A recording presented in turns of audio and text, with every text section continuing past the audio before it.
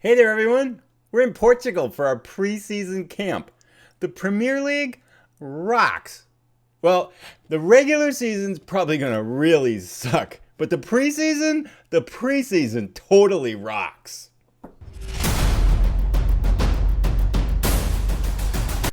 Hello, everybody. This episode is coming to you live from Algarve, Portugal, our preseason episode for season 9 with Nuneaton. If you're new to this series, we've been trying to take Nuneaton from the bottom of English football as a newly promoted team in the National League North, get them all the way to the Premier League, and now we've made it. Our challenge is really big, though. We've got to keep them there. Our first year in the Premier League, I really feel like our work is cut out for us. We're going to take a look then at the overall picture. We'll take a look at some signings, some players in and out. We'll take a look at some club news, and then we'll wrap this episode up and be ready for the season. I must tell you, though, it is really nice to be down a 2-week vacation to Portugal. And we've mostly been working out pretty hard, but a couple nice off days down here, enjoying the beaches and the sun on this resort is really fun. So let's dig in and get started. First of all, in most of these Season 0 episodes, I kind of freak out. But in my defense, this time, I think I have legitimate reason to freak out. Because I've been kind of looking at players and trying to find players with the budget that we've got, which, by the way, is $27 million in terms of cash and stuff like that. And we're really kind of revamping our team to be able to meet the demands of the Premier League. And I've shifted some money over now, so we've got $12 million in transfers, $628,000 in our wage budget. So I've been trying to find players, right? That's what you do. And then for kicks and giggles, I said, well, wait a second, I should just take a look at some of the other teams in the Premier League. And that's when I started really freaking out. Let me give you an example. This, I think, sums it up better. Here's a player we're trying to get from Liverpool on loan. Candido. And if I might speak candidly about Candido, this guy is better than any player we've got by a factor of about 2. I mean, look, he's got blue. We rarely have players with blue, and this guy's got 5, 6 blues. Everything except for 3 things is above a 10. This is nuts how good this midfielder is. Liverpool is loaning them out because they can't use them. So what does that mean for the players they have on their team? It's just nuts how good these players are. I mean, this guy is 4.5 stars. So I'm kind of freaking out because the players we're getting aren't anywhere close to this. And if we look at this beautiful table, I mean, it is kind of nice to see us here, right? Nuneaton, Manchester City, Manchester United, Leicester, Chelsea, Tottenham. I mean, it's kind of cool to be up here at the big dance. But realistically, if we look at the handy-dandy media prediction, and this is now just a month before the season starts, because it's July 9th as we come to you live here from Portugal, we are predicted in 20th place. And the odds, 1,000 to 1. Now, if there's any consolation here, right, all we have to do is survive. Our vision for the year by our chairman, by our players, by everything in the fans is just fight bravely against relegation. So I'm hopeful we won't get fired while we're in the midst of a relegation battle. But we have 5 teams here that are 1,000 to 1. So all we have to do, I mean, we don't have to beat Liverpool, right? All we have to do is finish ahead of 3 of these other 4 teams: Southampton, Watford, Derby County, and Blackburn. That's our mission. If we can do that, we can stay up. And so we just really have to stay focused on that. But, so it's going to be a challenge, though. I mean, it's really going to be a challenge. We have nowhere near the money. We have the smallest budget. It's just nuts how little resources we have. And I'm really realizing that the Premier League is a big chasm between the Premier League and the championship. So, but we will fight bravely. And if all goes well, hopefully we will still be in the Premier League at the end of this season.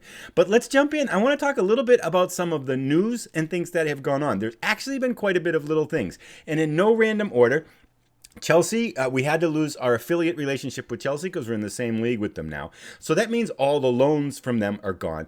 And also, all of our loans kind of dried up because we could only have 2 domestic players at one time on long-term loans from Premier League teams, and only 1 from each team. So I've already tried to get 2 players from Arsenal and was told, tisk, you can't do that, silly man.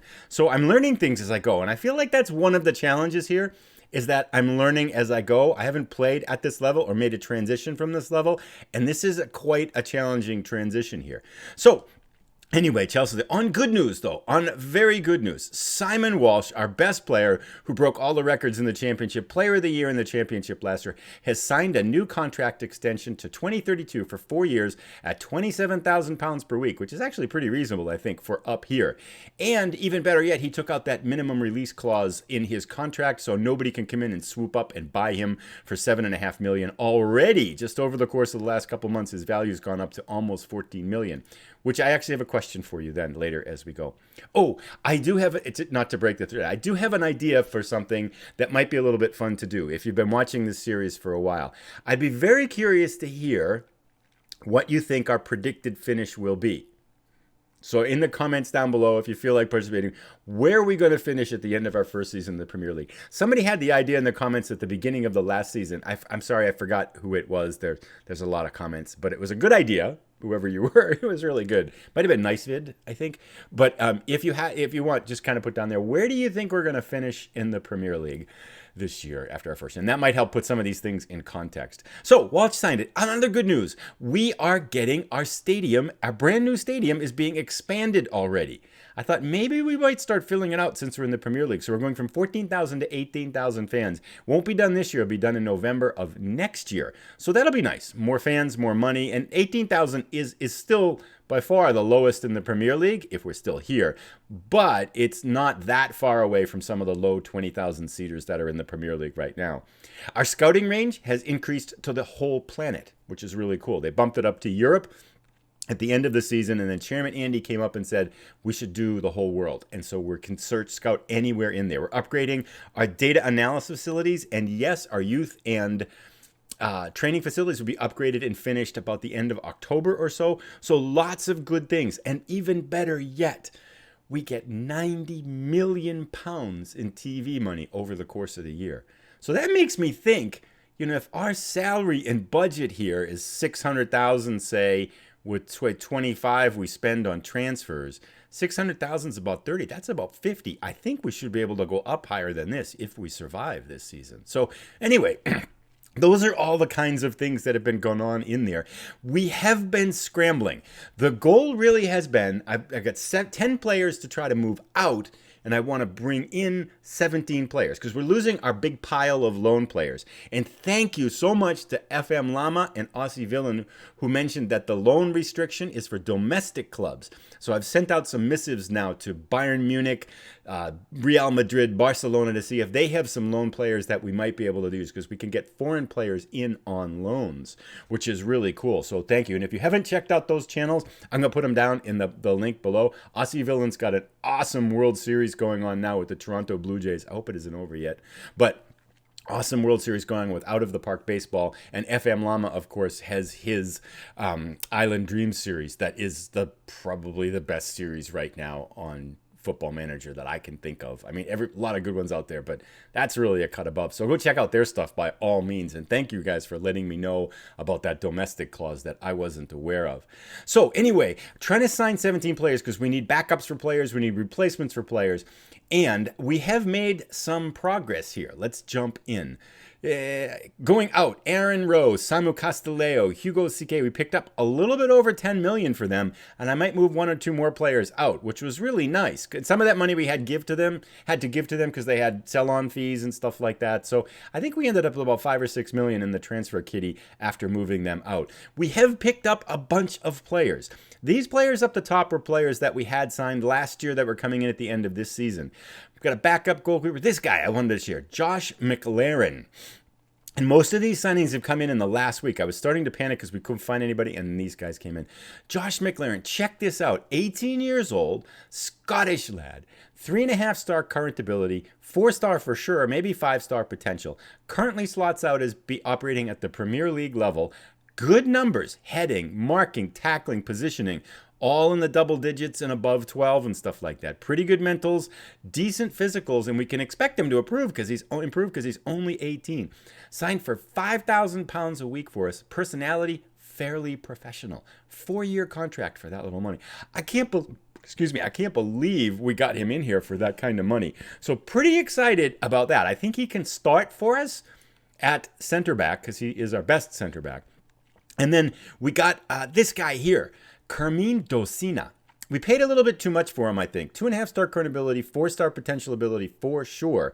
But a left back that actually has pretty good marking and tackling already, and good numbers in the places where we need him to have good numbers for kind of a fullback defend role, which is probably what we'll be doing. Maybe I'll be on the right side actually there. So I'm hopeful he might even be able to get some time. 19 years old. Personality is a perfectionist, which is pretty cool.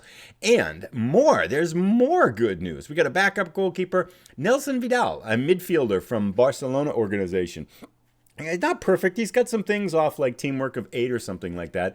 But the game thinks, anyway, that he's at least suitable for the Premier League, and got him for £9,250 per week, which is pretty cheap. And we got him on a free as well, so we didn't have to pay anything for him. So maybe he can help out in the midfield a little bit. And this guy right here, Camille Grabara, our new goalkeeper. Looks like he's got really good numbers. We got him for £25,000 a week. I think we had to buy him, but he wasn't all that expensive. Maybe a couple of million or something like that. We are buying players, by the way, and he does slot out as being good enough for the Premier League, which is nice to see. On a bad note, his very first day of practice, he sprained his knee ligaments, and he's going to be out for about 7 weeks, so he's going to miss most of the first month of the season, which is kind of a bummer. But we do have a backup goalkeeper, a couple of backup goalkeepers as well. And then last sign of note here, Cresencio Sommerville. Outside winger. Slots out as being a decent player for most Premier League signs. 27 years old. We got him on a free. £32,000 a week, but we didn't have to pay any money to get him. Good speed and agility, good pace, decent crossing, really good dribbling. Got some respectable finishing and first touch, so he could play maybe winger support or winger attack. Mentals are a little bit off, but that might be a positive for us. And determination 11, which is probably one of the lower ones on the team, as we're really trying to concentrate on determination. So that's kind of an overview of our signings and what we've pulled in so far. But we have a lot of work left to do. If we look at squad depth, we got Summer and Kaya at striker. Kaya's really not a Premier League striker, so we need another striker. We got Ferry, we got Sommerville, the new signing there, and we've got Alouche out on the wings. Alouche, not Premier League level. He's going to be a struggle. I think Ferry is going to be a struggle out there as well. So we need at least, I think, 2 more wingers, one each, to be able to play on the outside. So still 3 more signings. We need more help in our midfield. And I do have a question for you regarding our midfield. If we look at our midfielders, this is how it slots out. And way down near the bottom is Nya Kirby. Nya Kirby has more appearances for us than any other Nuneaton player. He's kind of taken us from the bottom to the Premier League. Really struggled, however, in the Championship over the last 2 seasons. Just been really inconsistent, hasn't done well. His value's gone up to 14 million. Way overrated, I think.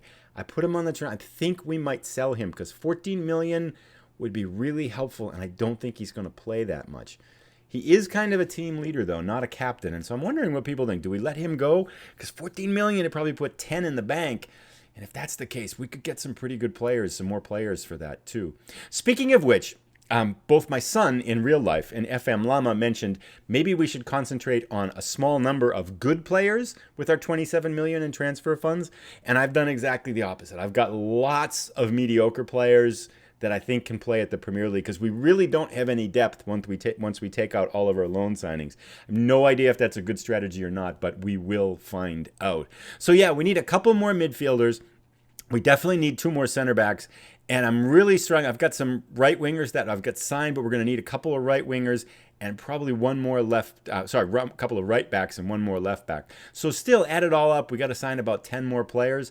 I do have a lot of people here. These are all trialists, but we have a few players that we have got to agree to contracts, but I'm kind of waiting to see who else comes in and we might pick it up. This guy here, Vincenzo Bava, looks pretty promising. 5.5 million value, 3.5 current ability, and pretty fast. Got some decent marking out there, and again, only 23 years old with a big upside, so he might be the best thing I can find right now at right back. And then we start to get in the weeds with different players and stuff like that, but I'm hopeful we can pick up enough players and still have money left over so that we can kind of correct mistakes as we go.